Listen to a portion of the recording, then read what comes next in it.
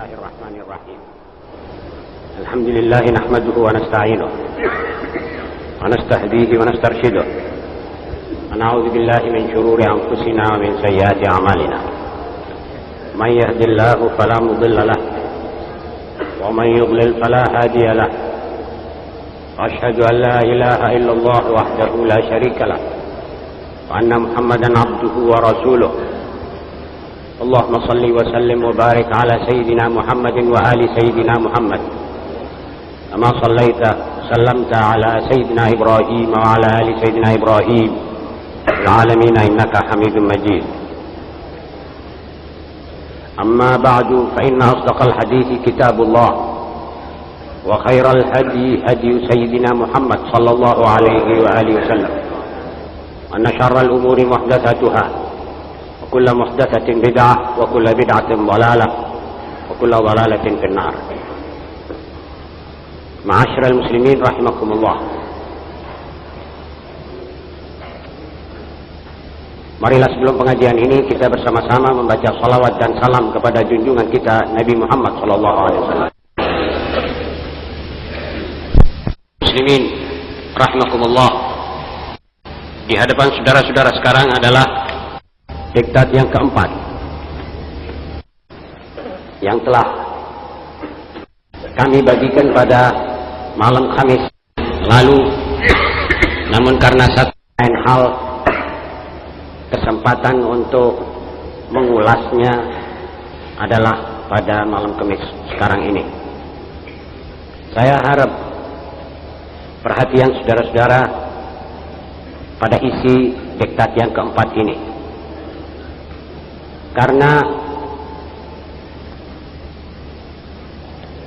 pengertian kita kepada ilmu harus membawa hikmah.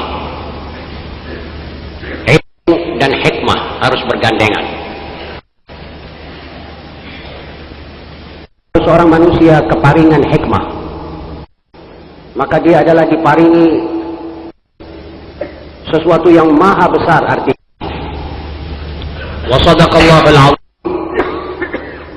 Wa man yu'tal hikmata faqad utiya khairan katsira.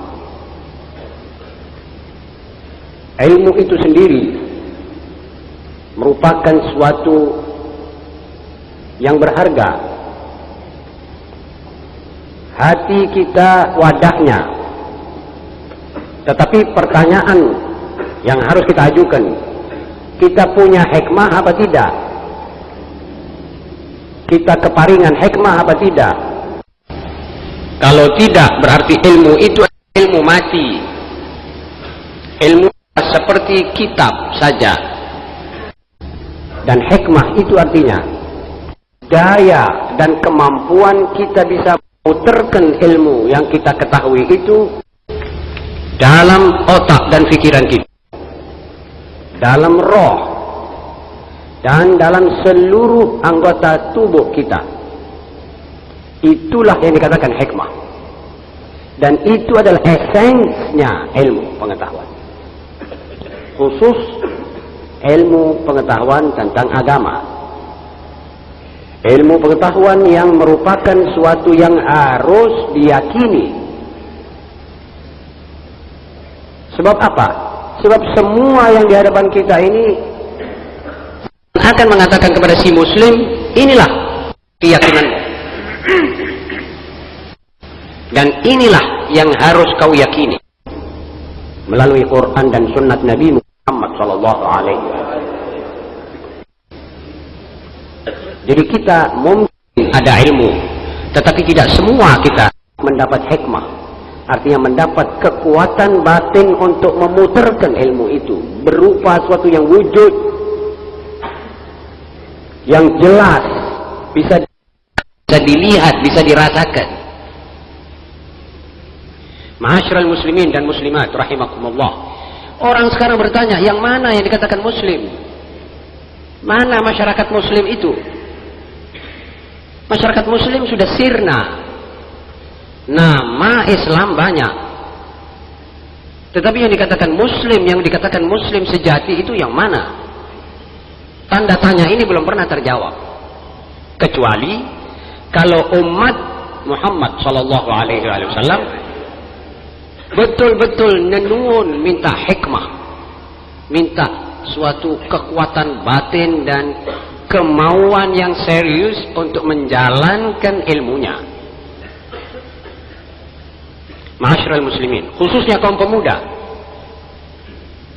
mari kita ambil satu garis lurus, menyetop sampai di sini. Adanya ilmu yang tidak kita amalkan, adanya keyakinan yang kita tidak wujudkan.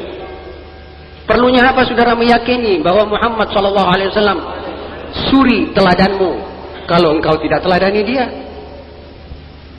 Perlunya apa kita meyakini bahwa Allah itu mawujud kalau kita tidak takut kepadanya? Mana sebenarnya i'tiqad ini? Kita kemanakan kalau kita gandengkan dan kita aljabarkan dengan perbuatan dan amalan kita sehari-hari? Jadi masalahnya sekarang ini, marilah saya di masjid sekarang ini mengajak kepada pemuda-pemudi yang lari daripada ajaran Allah. Saya ajak mereka untuk kembali kepada ajaran Islam.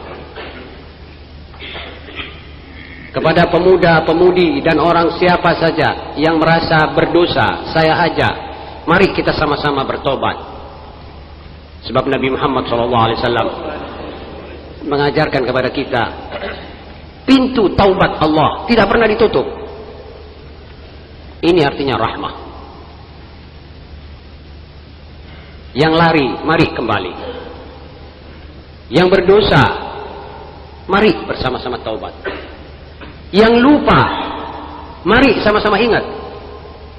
Ingatlah wahai pelupa, sebab yang anda lupakan adalah sesuatu yang mustahak dan penting sekali. Ini saatnya. Karenanya saya keluarkan diktat keempat ini. Ini merupakan diktat amaliyah. Marilah kita langsung masuk kepada diktat ini. Bismillahirrahmanirrahim. 1. Saya meyakini bahwa segala sesuatu, segala persoalan itu di tangan Allah. Innal amra biyadillah. Ada yang meragukan bahwa segala sesuatu di tangan Allah? Ada yang masih bertanya-tanya, apakah umurku ini di tangan ayah saya, atau di tangan dukun saya, atau di tangan Allah? Masih ada yang ragu bahwa ini umur, rezeki, hidup dan mati, segala gerak dan geri itu semuanya di tangan Allah? Saya kira tidak seorang pun yang masih meragukan bahwa umur kita adalah di tangan Allah, urusan-urusan kita di tangan Allah. Doa-doa yang kita panjatkan itu urusan penerimaan atau penolakannya di tangan Allah. Dosa yang kita lakukan, pengampunannya di tangan Allah. Apa yang di tangan kita? Kita cuma diberi oleh Allah sedikit kehendak untuk memilih saja. Kita diberi akal untuk memilih yang mana yang kita mau, terserah. Coba, percobaan ini akan membawa satu ekses. Emma pemberian persen karena kita punya pilihan tepat, atau ganjaran jahanam karena pilihan kita salah. Itu saja. Kita diberi anggur sebagai nikmat. Kalau kita makan itu anggur sebagai satu buah yang enak, yang lezat, ma asabakum min hasanatin fa minallah. Ini hasanah minallah. Kita terima, kita makan dengan baik. Tapi kalau ada orang jahat, durhaka, milih, dia tidak mau makan anggur, dia peres, dia jadikan whisky dan dia minum itu whisky supaya dia mabuk. Ini orang salah pilih. Dia urusannya sendiri. Atas pilihan ini dia akan diganjar oleh Allah di hari kiamat. Dari sebab itu, segala urusan di tangan Allah. Karena keyakinan kami tadi bahwa segala urusan di tangan Allah, maka seharusnya seorang muslim mengatakan, saya berjanji akan bertakwa kepada Allah, mentaati perintahnya dan menjauhi segala larangannya, serta berbakti kepadanya dengan sekuat tenaga saya dan menghias diri dengan segala kelakuan yang baik. Ini keyakinan, ini janji seorang manusia yang meyakini bahwa segala sesuatu di tangan Allah. Ini baru klop, baru tepat, baru cocok.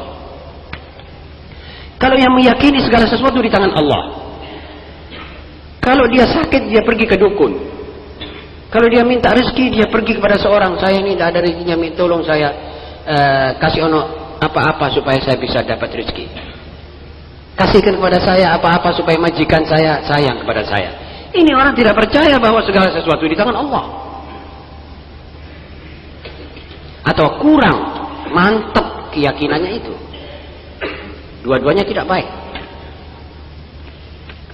Yang kedua, saya meyakini bahwa Nabi Muhammad sallallahu alaihi wasallam adalah pesuruhnya yang penghabisan dan manusia teladan bagi seluruh umat manusia. Apa konsekuensi dari pengakuan kita bahwa Muhammad sallallahu alaihi wasallam adalah satu manusia suri teladan, kocok benggolonya semua manusia, abad berabad, generasi demi generasi sampai hari puputnya ini dunia? Apa konsekuensinya kita mengaku dan meyakini demikian? Konsekuensinya adalah sebagai berikut. Saya berjanji akan mempelajari riwayat hidup beliau. 1. Menghafalkan paling sedikit 40 hadis dan mengenalkannya dan mengamalkannya. Ini sebagian kecil untuk memikul konsekuensi pengakuan bahwa Muhammad sallallahu alaihi wasallam adalah nabi kita, nabi pungkasan. Dia menjadi suri teladan, lantas saya dan saudara harus mempelajari riwayat hidupnya. Apakah pantas seorang muslim, khususnya pemuda atau pemudi muslim, mengakui seperti ini dan dia tidak mengerti siapa Nabi Muhammad SAW, di mana ia dilahirkan, di mana ia mati, apa peperangan-peperangan yang beliau lakukan, berapa kali beliau memimpin peperangan, namun ia hafal di luar kepala apa riwayat Napoleon Bonaparte, apa perangan Pasifik, siapa General MacArthur, siapa Jenderal Montgomery dalam perkelahian dia melawan Rommel dalam Selat Dunkirk. Ini dihafalkan secara jelimet. Sedang Ghazwatu Badrin Al-Kubra dia tidak hafal, tapi dia bilang bahwa Nabi Muhammad adalah nabiku, suri teladanku. Apa hubungannya ini dengan itu? Kontradiksi antara yang kita akui, yang kita yakini, dengan yang kita perbuat. Ini menyebabkan kita hidup tersiksa sebagai umat yang batinnya dikritik oleh batinnya. Lama-lama ini orang hidup tanpa daya untuk bangun, tanpa daya untuk berpikir, dan tanpa bisa berbuat sesuatu. Jadi kalau kita mengakui bahwa Nabi SAW adalah manusia teladan, Nabi pungkasan, dan tidak ada manusia lebih afdal dari dia, setidak-tidaknya saya hafal 40 hadis dari kata-kata beliau. Apa pesanan beliau? 40. Tidak usah saudara cari lagi dari kitab-kitab hadis 40 yang merupakan hadis pilihan. Baca saja 40 hadis karangan Al-Imam An-Nawawi radhiyallahu taala anhu. Semua ada di situ, 40 hadis. Saudara hafalkan, saudara tahu maknanya, dan saudara amalkan. Sudah memadai pengakuan saudara dan keyakinan saudara dengan perbuatan saudara itu. Jika tidak, saudara masih berhutang. Kepada siapa? Kepada Allah, kepada diri sendiri, atas pengakuan bahwa manusia itu manusia teladan, tetapi saudara tidak pernah teladani. Saya kira 90% dari yang hadir di sini ini tahu bahwa siwak itu sunnah. Tapi tidak 10% yang memakai siwak. Apa sebabnya? Tidak pernah ada orang jawab apa sebabnya ini. Mau dikatakan Tidak percaya, tidak betul. Semua kita tahu hadits siwak, haditsun sahih. Apa tafsirannya? Coba jawab sendiri. Nah, kalau kita sudah janji saya akan mengamalkan segala sunnat beliau, sudah genah, sudah jelas. Mari kita amalkan. Jadi perjanjian ini merupakan satu daya ikat antara kita dengan Allah, antara kita dengan Nabi kita Muhammad SAW. Sudah jangan mencari manusia teladan lagi kecuali Muhammad SAW. Saudara tidak akan menemukan manusia itu. Tidak akan. Saudara keliling dunia berapa ratus kali, naik turun langit mungkin tidak ketemu manusia seperti itu. Sebab yang menciptakan seluruh umat manusia dari Adam sampai manusia terakhir, Allah itulah yang mengatakan tidak ada orang yang mesti menjadi teladan untuk umat Muhammad melainkan Muhammad SAW. Karenanya minim sekali, terbatas sekali kalau kita cuma bisa membaca 40 hadis, menghafalkan di luar kepala dan mengamalkannya. Itu sudah paling tidak. Ada umat-umat sebelum kita, ma'asyiral muslimin, karena cintanya kepada Nabi Muhammad SAW, dia menghafalkan lebih daripada 800.000 hadis. Habis umurnya untuk mempelajari hadis-hadis Nabi SAW. Sesudah dia hafal Quran, sudah mempelajari semua isi Al-Quran, sekarang dia kembali membawa dirinya di bawah naungan Muhammad SAW. Imam Malik, Imam Ahmad Ibn Hanbal, imam-imam yang begitu hebat hafalannya terhadap hadis Nabi. Kita ini sampai di mana dengan mereka? Belum apa-apa. Jadi kalau kita sudah mau berjanji hafal 40 hadis, cukup sudah baik. Tinimbang tidak hafal sama sekali. Menisan kalau saudara bisa hafal Bukhari, mempelajari hadis Bukhari, mari, itu lebih afdal. Tapi kalau tidak, tolong sebelum kita wafat, jangan sampai kita wafat sebelum bisa menghafalkan 40 hadis saja. Bersedia saudara berjanji untuk ini? Artinya saudara sudah betul-betul mendekatkan diri kepada Allah. Sebab saudara mendekatkan diri kepada manusia yang dekat kepada Allah. Itu masalahnya.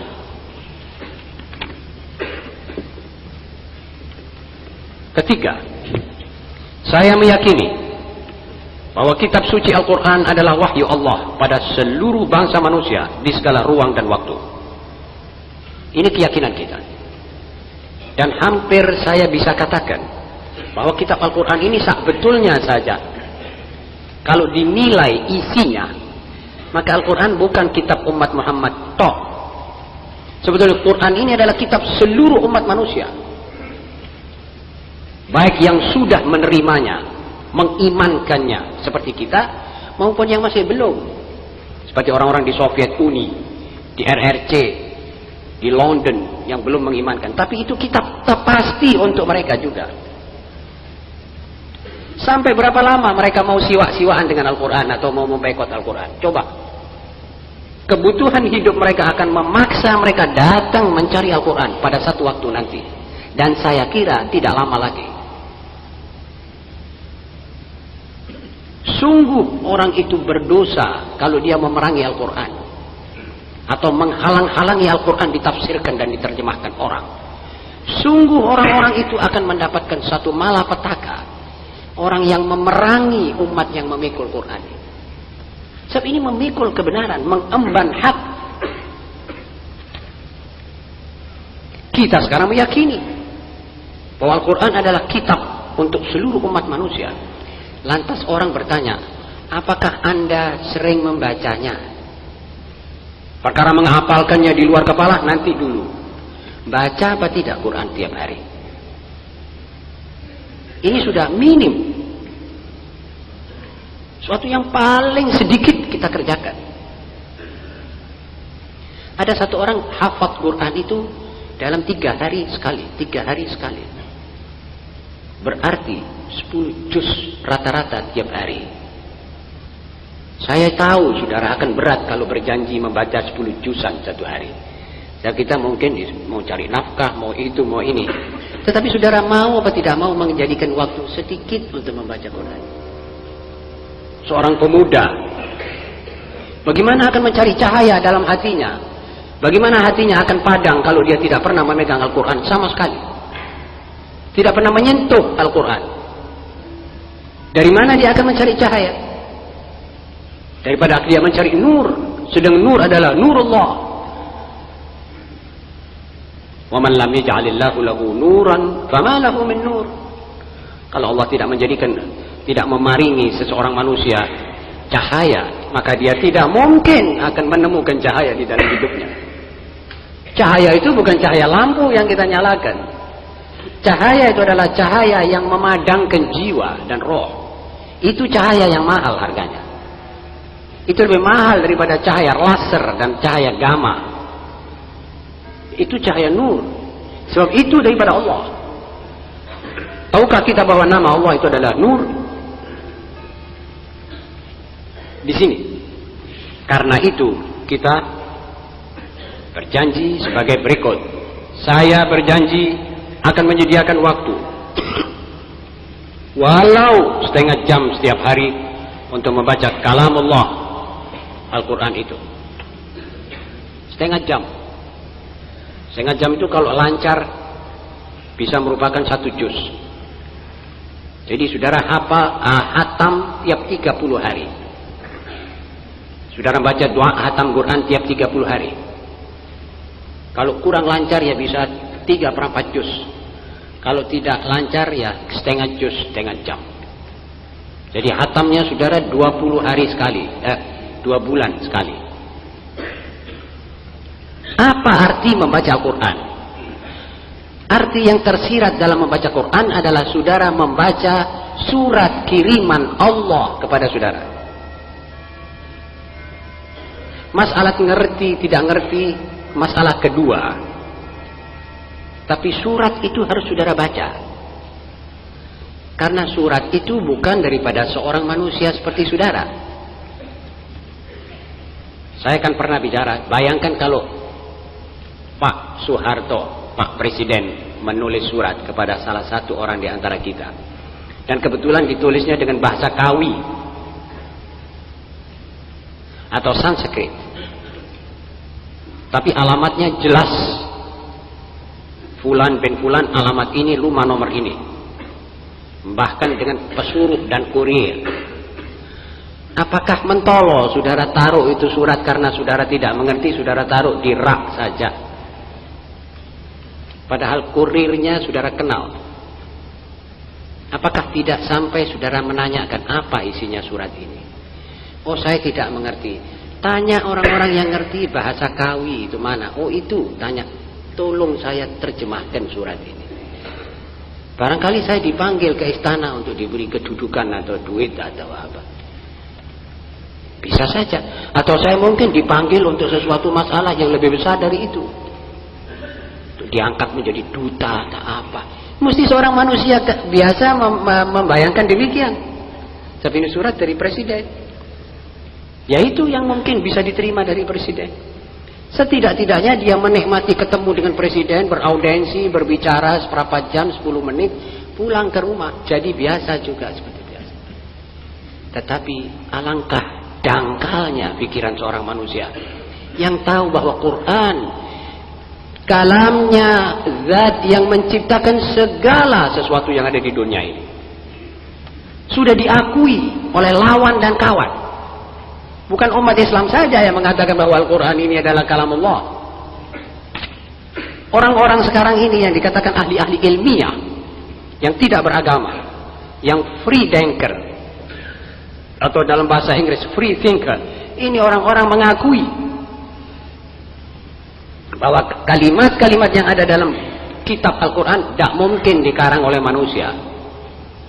Melihat abadnya, zamannya, zaman masih serba primitif, serba kolot, belum ada sekolah rakyat apalagi universitas.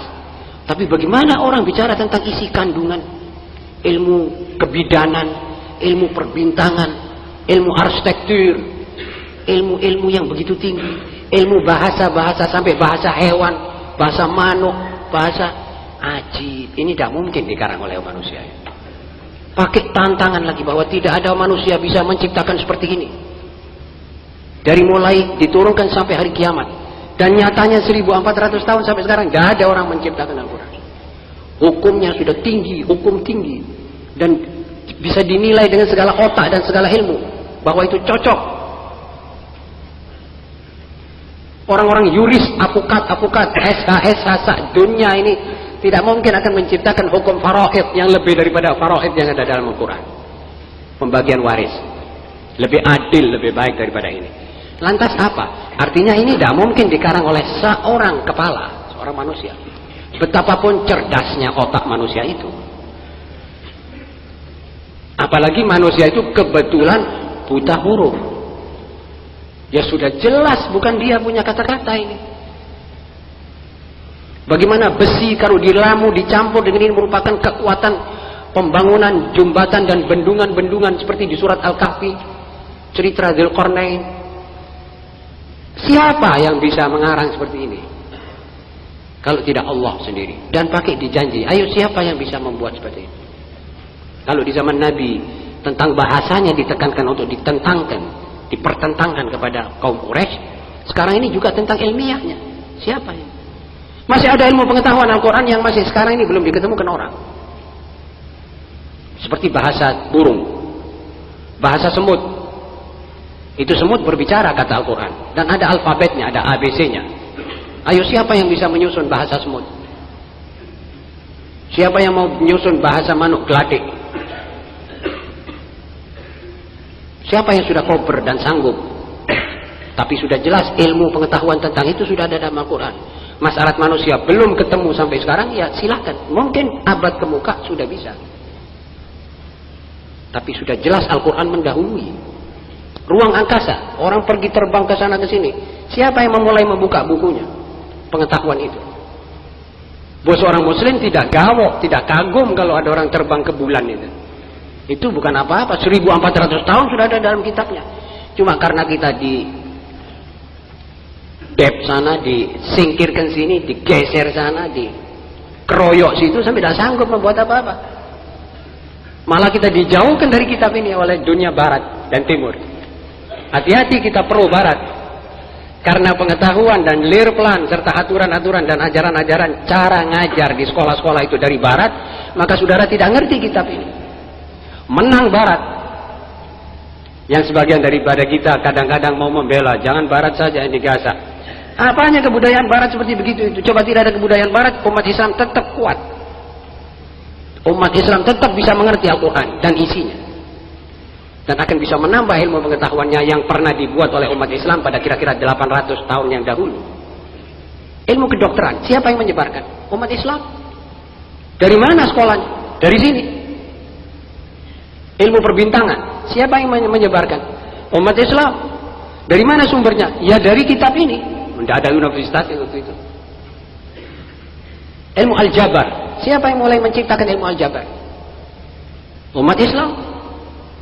Nama pengarangnya saja diambil dari ilmu itu. Jabir ibnu Hayyan Al-Andalusi. Dari mana dia bawa itu ilmu? Dari sini. Avicenna. Tidak ada ensiklopedia di dunia yang tidak menyebut nama Ibnu Sina. Namanya Al-Hasan ibnu Ali ibnu Sina. Dirubah namanya oleh Barat supaya tidak jelas namanya itu. Nama Islam diganti Avicenna. Curang itu satu kecurangan. Ini kebudayaan curang. Menamakan Ibnu Sina dirubah Avicenna supaya seperti dibayangkan seperti orang-orang Sweden atau Denmark. Padahal ini Muslim. Siapa yang mengarang filsafah pertama kali? Ibnu Rushd. Diganti Averroes. Sampai nama-nama diganti supaya samar gitu. Saking tidak maunya ngakui bahwa umat Islam pertama kali menemukan ini. Hitung itu, ilmu hitung itu angka 0. Itu pertama yang menemukan itu umat Islam. Kalau direken tahun Masehi 1300. Jadi kira-kira 600 tahun saja baru itu angka 0 diketemukan. Oleh siapa? Oleh umat Islam.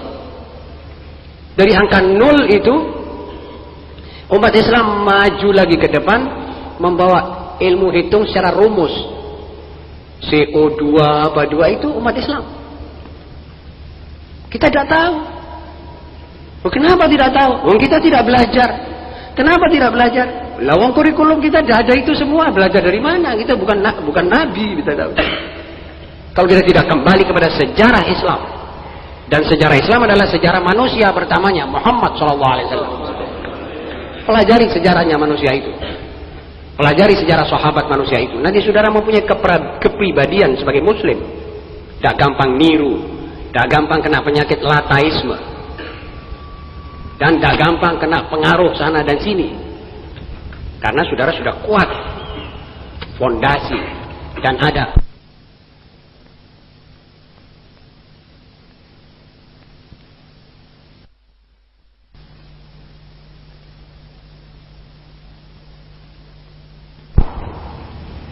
Apalagi kalau kita bicara tentang ilmu hukum, ya sudah, gudangnya ini Islam ini hukum.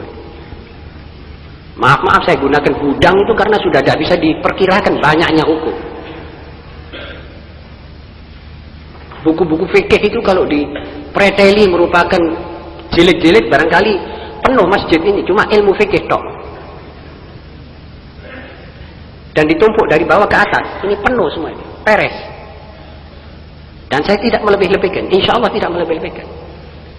Sebab kira-kira 900 tahun dahulu, umat Islam sudah mempunyai manuskrip sebanyak 1.600.000 manuskrip. Buku tulisan tangan. Karangan sarjana-sarjana dan ulama-ulama Islam. Tentang filsafah, tentang fikih, tentang ilmu hitung, tentang ilmu tasawuf, tentang akhlak, tentang tafsir, tentang bintang, tentang gunung-gunung, tentang semua. Ini indeks dari Fihris atau indeks nama buku-buku ini. Saudara bisa pergi bibliotek di Kairo, di Turki, di Istanbul, atau saudara bisa pergi ke Wina. Dan sebagian sudah dicuri oleh orang-orang Barat. Sekarang ada di bibliotek misalnya di Vatikan. Ada beberapa manuskrip-manuskrip Islam yang karena umat Islam kalah di Spanyol, buku-bukunya sebagian besar dibakar di alun-alun secara besar-besaran. Berminggu-minggu membakar bukunya umat Islam. Manuskrip itu harganya mahal-mahal, itu dibakar supaya lenyap baik picak-picaknya dari dunia. Sebagian yang masih bisa diterjemahkan dan dicuri, diterjemahkan. Dibilang ini ilmu kita. Bukan itu saja, sampai kuburannya umat Islam dibongkar, dibuang ke laut. Tidak ada kuburan itu. Ma'asyiral muslimin, karena itu kita sebagai muslim bahwa harus mengakui bahwa Al-Quran adalah sumber-sumbernya ilmu pengetahuan yang ada pada kami, kepada kita, dan kita pelajari. Untuk setengah jam saja kita berbicara dengan Allah, saudara-saudara. Mari kita sama-sama berjanji bahwa mulai malam ini paling sedikit setengah jam, satu hari satu malam. Kalau tidak bisa, pagi 10 menit, tengah hari 10 menit, maghrib 10 menit. Jadi 30 menit kali 3 kali duduk. Maksudnya saudara berdialog dengan Allah. A'udzubillahi minasyaitonirrajim. Was-saffati saffa, waz-zajirati zajra, wat-tariyati dzikra. Inna ilahakum lawahid. Rabbus samawati wal ardi wa ma bainahuma wa rabbul masyariq. Kalau saudara mau lebih enak, baca nanti artinya ayat-ayat ini. Lebih mantap saudara berdialog dengan Allah. Nanti kelihatan, nanti rasakan sendiri kita punya ayam bagaimana kalau sudah membaca kitab itu. Apalagi kalau kita ada niat yang baik. Mari kita melanjutkan. Saya meyakini, yang keempat, saya meyakini bahwa kebangkitan setelah mati adalah pasti. Dan balasan Allah di hari kemudian merupakan suatu kebenaran yang tak dapat disangkal lagi. Orang sekarang ini sudah mulai menganggap bahwa hari kebangkitan itu sudah seperti 2 kali 2 sama dengan 4. Melihat segala yang hidup sekarang ini menunjukkan lambang adanya kebangkitan nanti. Jangan jauh-jauh. Saudara tidur. Habis tidur saudara bangun. Tidur itu adalah maut. Atau satu jenis dari jenis maut. Tapi tidak mengeluarkan roh. Tapi roh sudah dalam keadaan maut. Kalau saudara tidur lantas bangun, dan sebelumnya tidur ada ngantuk, juga mati. Sebelumnya mati ada sakarat, lantas mati. Habis mati mesti nanti bangun. Masalah kapan saja masalahnya. Apakah minggu depan atau 100 tahun lagi, tapi mesti saudara bangun. Contohnya saudara tidur. Sabda Rasulullah SAW, "Wallahi innakum latamutuna kama tanamun, wa latub'atsunna kama taqumun, wa innaha la jannatun abada, au narun abada." Demi Allah, bahwa kalian akan tidur, akan mati seperti mana kamu tidur. Dan kamu nanti akan bangkit sebagaimana kamu bangun tidur. Dan demi Allah, di saat itu hanya ada dua: surga selama-lamanya atau neraka selama-lamanya. Hadisun sahih. Jadi masalah kebangkitan sudah sah. Kita semua ini meyakini, dan dengan ilmu pengetahuan pun meyakini. Ada seorang filosof mengatakan bahwa iya, saya sekarang mulai rada-rada meyakini bahwa nanti kita ini akan dibangkitkan oleh Allah. Ditanya oleh teman-temannya, mengapa? Saya lihat dunia ini sesudah kita mati di dunia ini seperti satu film yang adegannya belum habis, seakan-akan masih akan disambung. Loh, bagaimana? Coba terangkan. Seperti manusia yang mati teraniaya, dia tidak berdosa.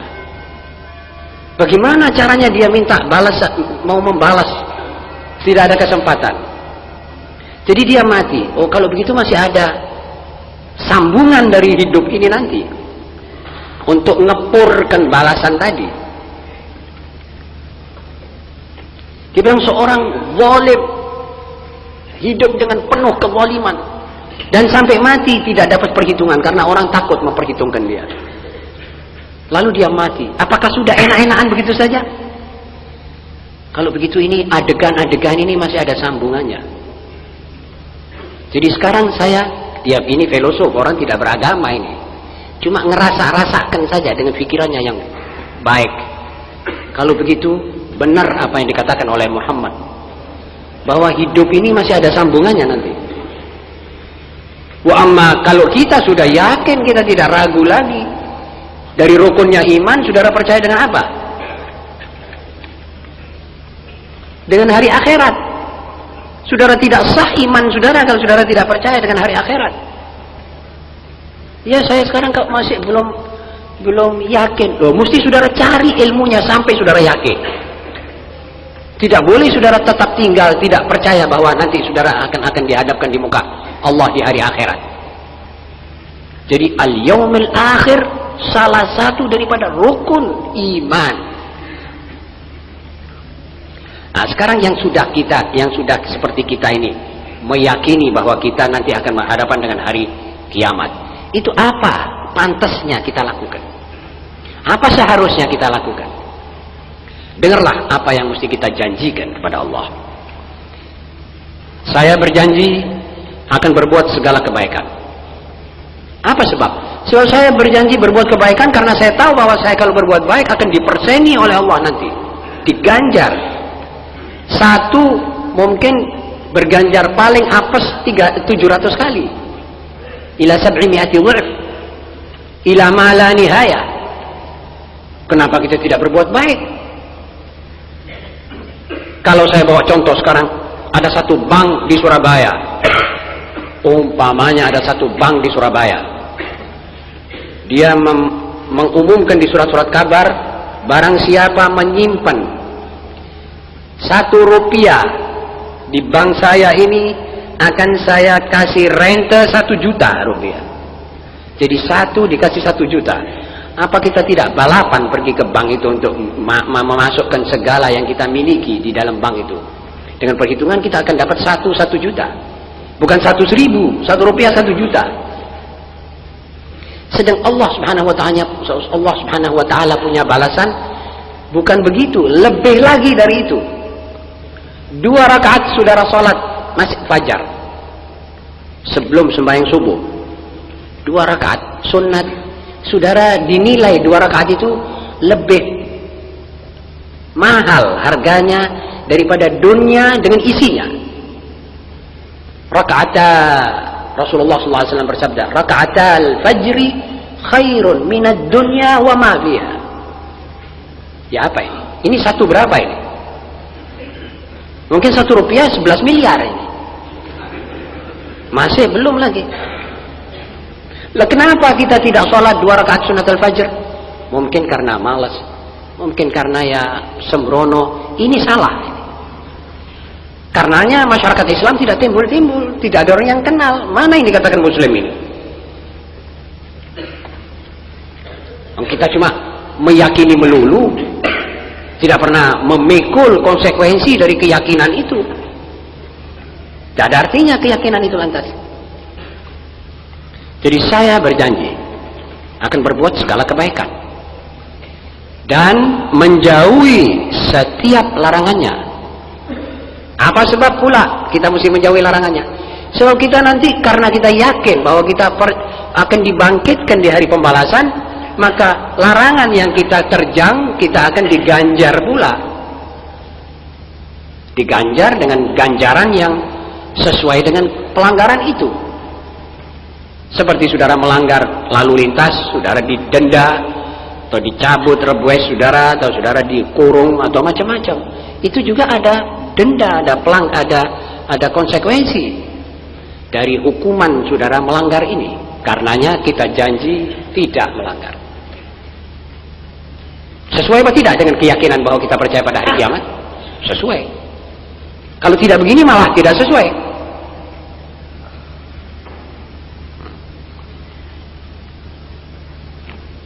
Dan memperhitungkan setiap detik dan waktu saya dan tiap tindakan dari perbuatan saya.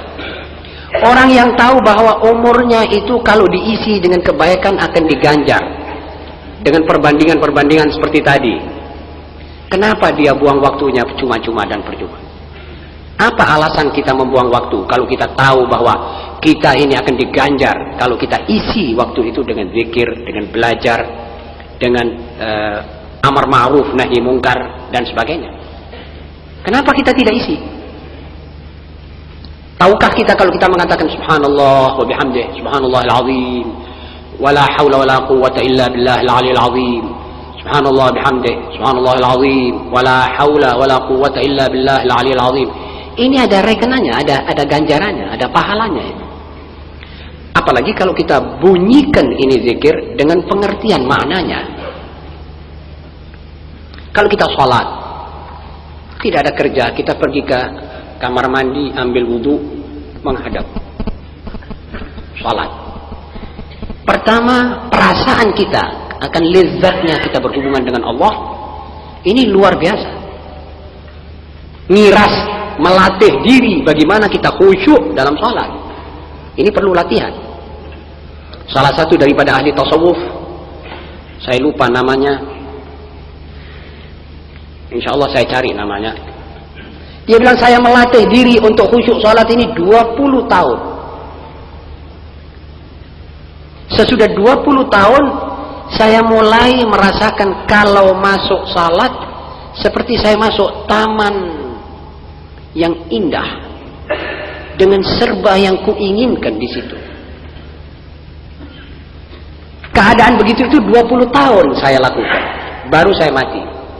Jadi 20 tahun saya melatih, 20 tahun saya rasakan lezatnya sholat, baru saya wafat.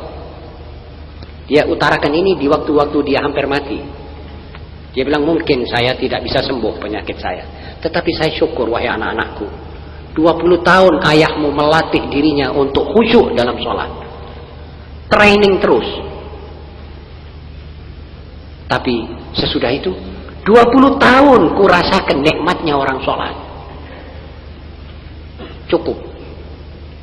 Dan nikmat lezatnya orang sholat bukan seperti lezatnya kita masuk ke taman, ke kebun yang besar, atau ke tempat apa ya, lebih lagi daripada itu semua. karena bahagianya hati saya. Jadi kenapa kita tidak isi waktu kita dengan hal-hal semacam itu, saudara-saudara kaum muslimin dan muslimat, khusus pemuda dan pemudi. Sering kita sekarang ini, seperti saya sendiri, sudah mencapai tempo 60 tahun, tinggal sedikit dari masa izin saya tinggal di dunia ini.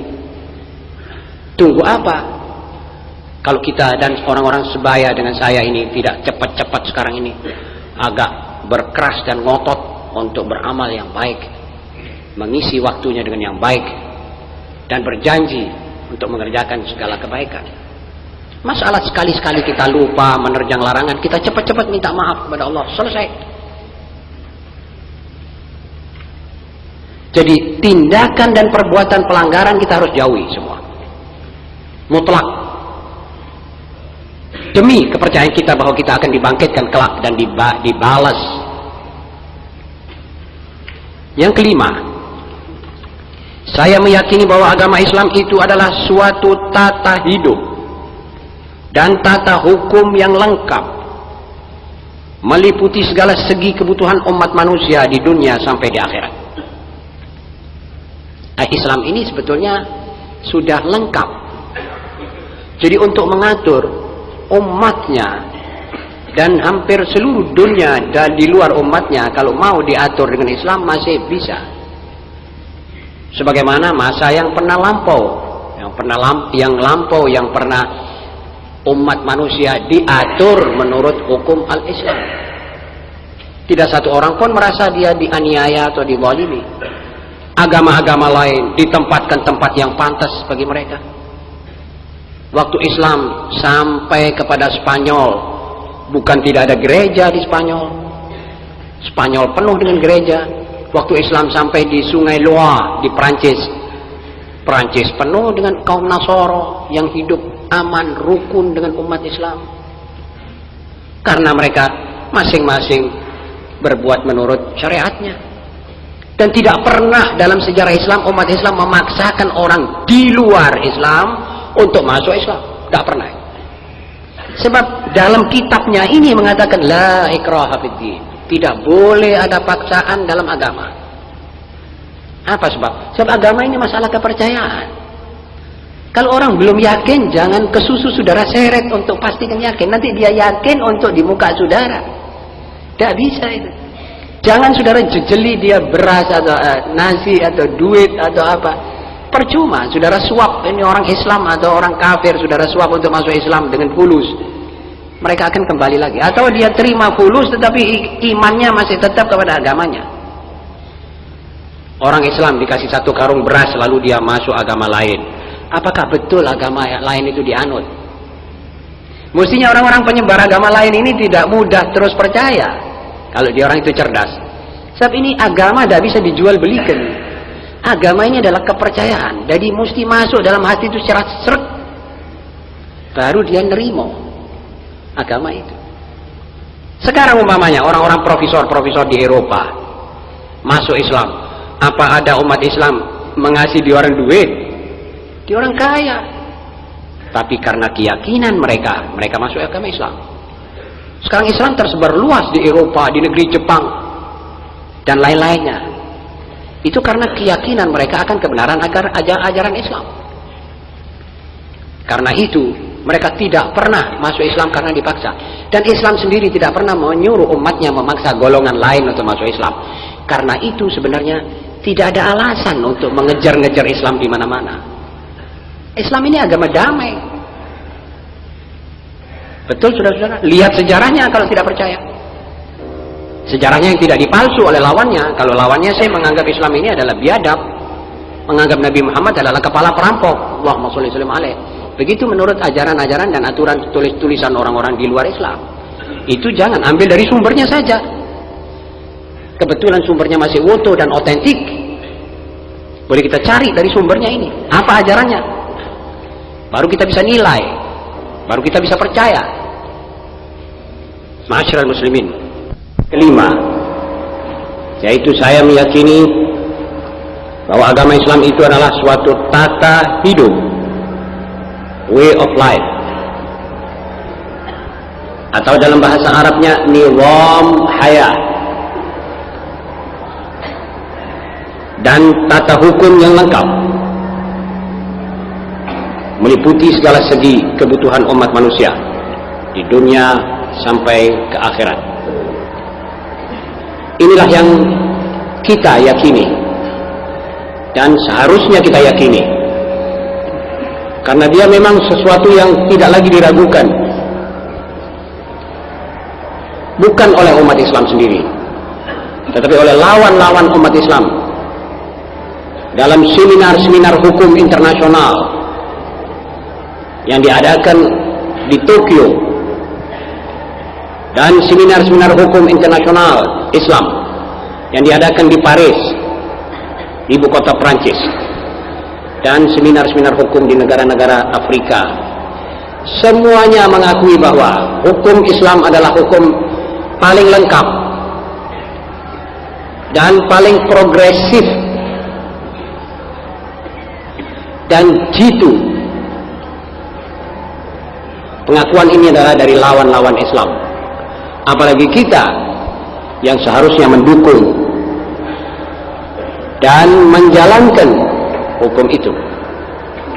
Jadi kita sudah mesti meyakini sebagai satu keyakinan bahwa Islam merupakan tata hidup. Orang mengira bahwa Islam itu cuma sholat, puasa, haji, dan lain-lainnya. Tetapi Islam itu adalah juga tata hukum. Jadi kalau saudara minta hukum kewarganegaraan dalam Islam, minta hukum politik dalam Islam, hukum ekonomi dalam Islam, hukum perang, hukum damai, dan seterusnya, maka Islam sebetulnya adalah tempatnya. Kalau boleh saya katakan, gudangnya. Dan bukan baru. Islam mempunyai itu semuanya lengkap sejak 1400 tahun dahulu. Belum ada internasional mempunyai hukum seperti itu. Ini diakui oleh lawan. Dan melihat umurnya, yakni sudah 14 abad sampai sekarang, umat manusia belum pernah mengadakan hukum yang lebih progresif, yang mantap seperti itu, bahkan lebih terperinci sampai tentang jual beli yadan biyadin, tentang beberapa persoalan yang sudah kita ketahui, emas, perak, dan lain-lainnya. Kenapa mesti yadan biyadin? Kenapa tidak boleh utang? Sebab nanti moneter akan mati. Jadi moneter akan tidak bergerak, duit ini akan tidak bergerak. Ini hukum ekonomi sejak 1400 tahun, belum ada orang mempunyai hukum itu. Jadi makanya kita yakini bahwa itu tata hukum yang lengkap. Kenapa Islam mengatakan duit tidak boleh menganakkan duit? Sebetulnya nanti akan merupakan penghisapan dan bibit pengangguran. Yang mempunyai duit bisa bergerak, yang tidak mempunyai duit akan tersedot terus, terhitung. Dia tidak bisa bekerja. Dan duitnya orang dianakkan berupa duit. Tidak dibangunkan pabrik untuk orang bekerja. Kaum yang have not, yang tidak punya akan tetap nganggur. Jadi orang rentenir, orang-orang ahli-ahli riba kaya terus menimbun. Nanti orang pergi minjem. Kalau dia orang sudah tahu banyak yang meminjam, semakin diberatkan. Seperti di zaman penjajahan dahulu, sampai ditaruh di muka rumahnya wuker, orang rentenir dengan lesen, dengan izin nomor sekian, jam sekian. Berkecamuklah kaum melintah darat. Islam lebih dahulu mengatakan tidak boleh ada duit dianakkan duit. Jadi duit mesti berubah merupakan barang, diperdagangkan, bisa mana lagi untungnya, atau kongsi, dan seterusnya dan seterusnya. Ini contoh-contoh kecil dan ribuan lagi contoh seperti ini. Mengapa hukum Islam sampai ada yang mengatakan kalau orang mewakafkan tanah, apa sumurnya katut apa tidak. Itu sampai begitu, itu ada aturan-aturan hukum-hukum mengenai ini. Pidana perdata adalah di dalam Islam. Jadi saudara ini kaya hukum.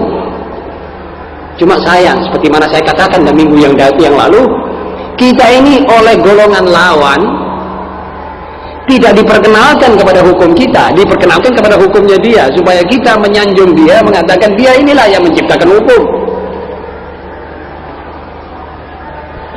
Padahal dia mencuri secara tidak langsung dari hukum kita. Dari mana Prancis tahu undang-undang?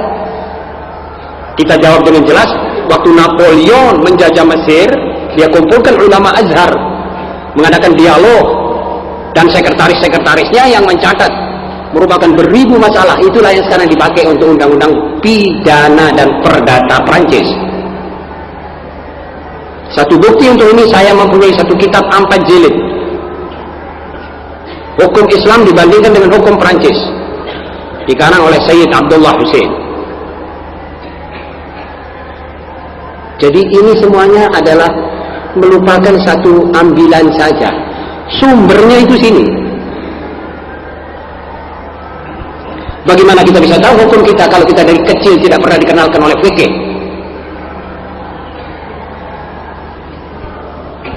Nah, itu dari fikih itu kita tahu hukum. Kalau saudara mau hukum ibadah, ya cukup fikih ibadat. Kalau mau hukum muamalah, umpamanya saudara niat mau masuk keluar pasar, belajarlah kitab muamalat dari buyu, dari macam-macam. Kalau saudara mau jadi qadhi, pelajarilah kitab nikah dan talak, rujuk, ahli waris dan lain-lainnya. Kalau saudara mau jadi seorang politikus, belajarlah tentang politik dalam hukum Islam dan seterusnya. Jadi kepandaian lawanlah menyebabkan umatnya yang bodoh ini tersingkir dari hukumnya dan mengambil hukumnya dari sumber yang lain, dari sumbernya dia. Saudara-saudara, makanya saya sebut di sini, kita harus meyakini, dan apa yang kita yakini ini harus kita wujudkan. Sebagaimana saya rintis sebagai muqaddimah malam Kamis yang lalu, bahwa cukup umat yang sudah belajar, sudah yakin tapi tidak mengamalkan. Itu mesti kita cukupkan sampai di sini saja. Jangan terlalu lama kita bekerja dengan sesuatu yang kita yakini tapi kita tidak amalkan. Yang kita tidak yakini kita amalkan. Ini pertentangan. Ini yang dikatakan kontradiksi. Dan kontradiksi adalah siksa. Orang yang kontradiksi antara hatinya, saya tidak meyakini ini tapi saya kerjakan. Yang saya yakini saya tinggalkan, ini azab. Jadi kita mesti belajar mewujudkan apa yang kita yakini betul. Yang kita tidak yakini tidak kewajiban. Kita belajar mengorbitkan apa yang kita ketahui bahwa ini betul. Biarlah tangan kita ini bergerak menurut hukum Islam. Mata kita bergerak menurut ajaran dan pimpinan Islam. Telinga kita pasang menurut hukum Allah. Baru nanti saudara merupakan muslim mukmin. Mukmin muslim itu kadang-kadang bisa berbisa. Saya mukmin bahwa Allah itu esa. Misalnya, saya mengimankan bahwa Allah itu esa. Tetapi saya pergi kepada satu dukun untuk minta mantra. Ini bertentangan ini. Antara yang saya yakini tadi dengan yang saya kerjakan, bertentangan apa tidak? Bertentangan secara diametrikal. Satu ngalor, satu ngidul. Bagaimana ini bisa berkumpul di dada seorang mukmin? Tidak mungkin. Lalu saudara tanya, lantas apa sih akibatnya? Akibatnya buruk sekali. Akibatnya membejatkan pikiran orang ini. Seperti rodanya sepeda, saudara suruh jalan satu ke muka, satu suruh jalan ke belakang. Ini tidak bisa. Kecuali saudara akan merobek-robek itu rantainya sama sekali. Dan saya kira tidak seorang pun akan rela untuk menjadi sepeda yang rantainya berhamburan karena rodanya satu ngalor, satu ngidul. Karenanya saya berjanji akan mengerjakan ajaran-ajarannya. Pantas apa tidak pantas? Kalau memang betul saudara-saudara meyakini, kenapa tidak pantas saudara mengamalkan ajarannya? Apa saudara kurang syak, masih syak? Kalau masih syak, pergi ke kiai untuk mendiskusikan. Kalau masih syak, pelajari lebih dalam sampai hilang syak itu. Amalkan, tapi amalkan.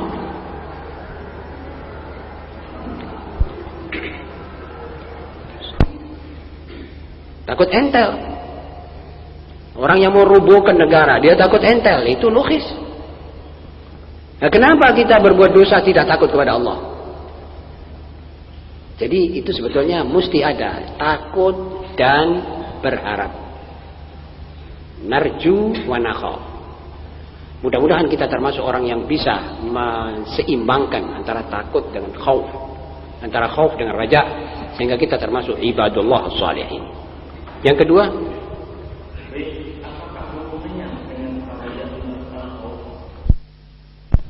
dan ada. Dan apakah perbedaan